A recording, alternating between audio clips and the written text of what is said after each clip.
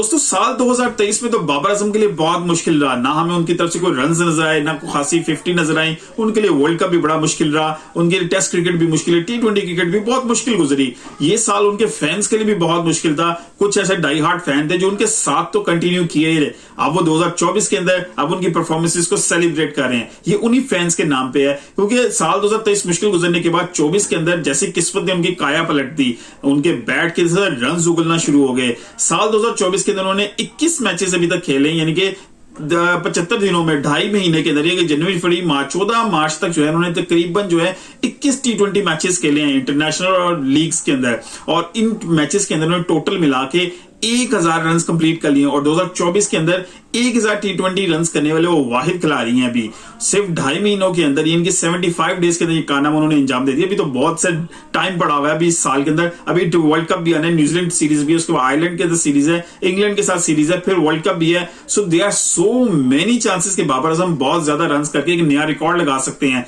लेकिन इन मैचेस को 21 जो मैचेस उन्होंने खेले हैं उसमें कहां पर उन्होंने क्या क्या इनिंग्स खेली है, उसमें हाफ सेंचुरीज कितनी है, सेंचुरीज कितनी है, उनकी ओवरऑल एवरेज क्या रही है अभी तक, स्ट्राइक रेट उनका जिसपे बहुत ज्यादा डिस्कशन होती है, उनको बहुत तनकीद का निशाना बनाया जाता है, वो कहां पे है, वो इंप्रूव हुआ है, डिक्रीज हुआ है, उस सब पे बात करते हैं। सबसे पहले बात करते हैं इस साल का स्टार्ट किया उन्होंने न्यूजीलैंड T20 सीरीज के साथ। वहां पर उन्होंने 5 T20 मैचेस खेले। उन 5 T20 मैचेस के अंदर पहले ही 3 मैचेस में उन्होंने 3 हाफ सेंचुरीज जड़ दी। और वहां पे जो उनका स्ट्राइक रेट था 152, 162, 173, some kind of this strike rate था वहां पर उनका। और बहुत जबरदस्त इनिंग्स वहां पे खेली उन्होंने। 5 मैचेस में उन्होंने टोटल जो है 213 रन स्कोर किए, जिसमें 3 हाफ सेंचुरी स्कोर थी। उसके बाद वो वहां से फिनिश करने के बाद इनिंग्स, वो सीरीज पाकिस्तान हार के बहुत बुरी था, 4-1 से सीरीज हारा दो। लेकिन वहां से फिनिश करने के बाद बाबर आजम सीधा आए BPL में, जी हाँ, बांग्लादेश प्रीमियर लीग में। वहां पर उन्होंने टोटल 6 मैचेस खेले और उन्होंने 251 रन स्कोर किए। वहां उन्होंने 2 हाफ सेंचुरी स्कोर की और आखिरी 2 मैचेस में 47 रन किए। वेल डिजर्व हाफ सेंचुरी उन्होंने मिस कर दी। वो 2 हाफ सेंचुरीज भी ऐड हो सकती थी लेकिन मिस कर गए। उसके बाद PSL स्टार्ट हो गया, पाकिस्तान सुपर लीग। जी हाँ, यहां पाकिस्तान सुपर लीग के अंदर बाबर आजम ने अभी तक 10 मैचेस खेले हैं।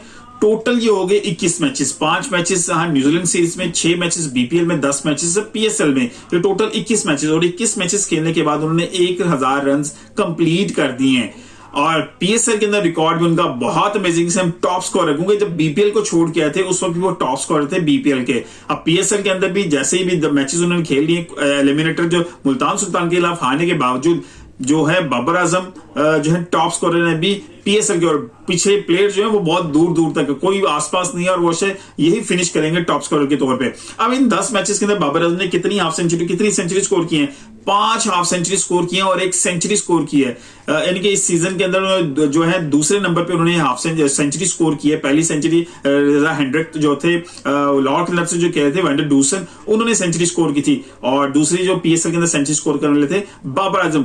टोटल बाबर आजम की 2 सेंचुरीज हो गई PSL में भी। इस साल के अंदर, इनके 2.5 महीने के अंदर बाबर आजम ने जो है टोटल जो है अगर आप देखें तो 10 हाफ सेंचुरियां स्कोर की हैं और 1 सेंचुरी स्कोर की है।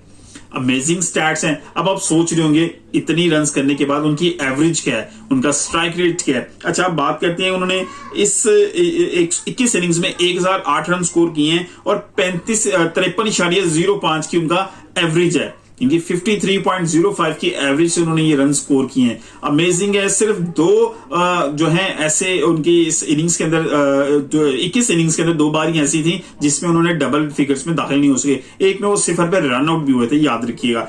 दूसरा जो है उसके बाद अगर हम उनकी बात करें स्ट्राइक रेट क्या है, जिसके ऊपर बहुत ज्यादा डिस्कशन होती है। 135 का उनका स्ट्राइक रेट रहा है। 135.12 का स्ट्राइक रेट के साथ उन्होंने 21 इनिंग्स के लिए ओवरऑल जो उनका मर्ज करके हम निकालें। और अगर मैं बात करूं इसमें जो है इन्होंने मैन ऑफ द मैच कितने हासिल किए, 4 मैन ऑफ द मैच भी बाबर आजम ने अपने नाम किए।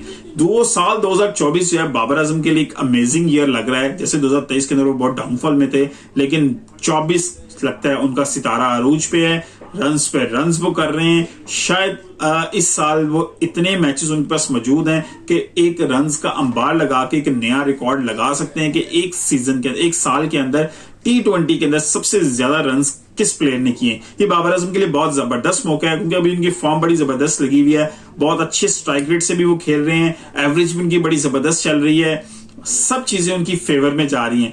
बाबर आजम के फैंस तो बहुत खुश होंगे, लेकिन जो क्रिटिक्स हैं, जो बाबर आजम पे तनकीद करते हैं, शायद उनकी दाल गलना बंद हो जाएगी।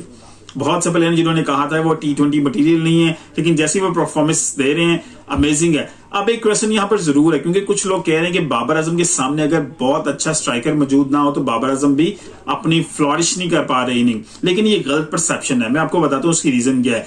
बाबर आजम एक ऐसा प्लेयर है जो मैच को लंबा खेलते हैं, वो भारी खेलना पसंद करते हैं, लंबी बारी लेना पसंद करते हैं। लेकिन अगर आपके सामने वाले प्लेयर्स अगर खुल के खेल रहे हैं तो बाबर आजम में कॉन्फिडेंस रहता है कि जी मैं अब खुल के शॉट्स मारूं।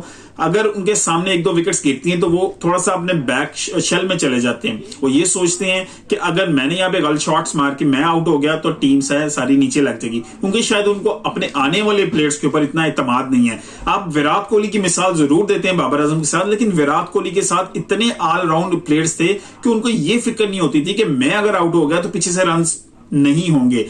बाबर आजम को ये फिक्र जरूर रहती है, आप पीएसएल में हो या पाकिस्तानी टीम में हो, ये एक मेंटली टॉर्चर जरूर है बाबर आजम के साथ। आप कोई भी इस बात को नहीं समझता। अगर बाबर आजम को ये यकीन हो कि मैं आउट हो जाऊंगा, मेरे नीचे बहुत सारे प्लेयर हैं जो कर लेंगे, तो फिर बाबर आजम भी खुल के अपने शॉट्स मार सकते हैं। क्योंकि जब बाबर आजम के सामने वाला प्लेयर खेल रहा होता है, वो सेट होता है, तो बाबर आजम को यकीन होता है कि अब रन चल रहे हैं, मैं भी शॉट्स लगा लूं। लेकिन जैसे ही सामने से विकेट्स गिरना शुरू होती है, बाबर आजम शल में जाते हैं ताकि मैच के एंड तक वो लेके जाए, मैच को लेके चले, एक एंड संभाल के रखें। विराट कोहली के साथ ये सीन नहीं रहा। विराट कोहली के ऑलराउंड युवराज सिंह थे, रोहित शर्मा थे, MS धोनी थे, मतलब यार सो मेनी प्लेयर, राहुल अभी मौजूद हैं, इतने प्लेयर्स उसके ऑलराउंड थे कि वो बंदा कंफर्ट जोन में था जब वो अपने अरूज पे रहा है। तो अभी उसका कंपैरिजन बाबर आजम के साथ इसलिए नहीं भी बनता क्योंकि बाबर आजम के साथ जो टीम मिली हुई है उसका कंपैरिजन इंडियन टीम उस वक्त की टीम के साथ, अरबी की टीम के साथ कंपैरिजन नहीं है। तो फिर जब दो प्लेयर्स को उस तरह की टीम नहीं मिली, उसको बैकबोन साथ उसको सपोर्ट नहीं मिली, तो वो रन कैसे करेंगे। लेकिन ये साल बाबर आजम के लिए अमेजिंग है। लेट्स सी कि वो ये साल कहां फिनिश करेंगे। वीडियो पसंद आई तो लाइक कीजिएगा, शेयर कीजिएगा। मिलते हैं अगली किसी वीडियो के साथ। अपना ख्याल रखिएगा। अल्लाह हाफिज।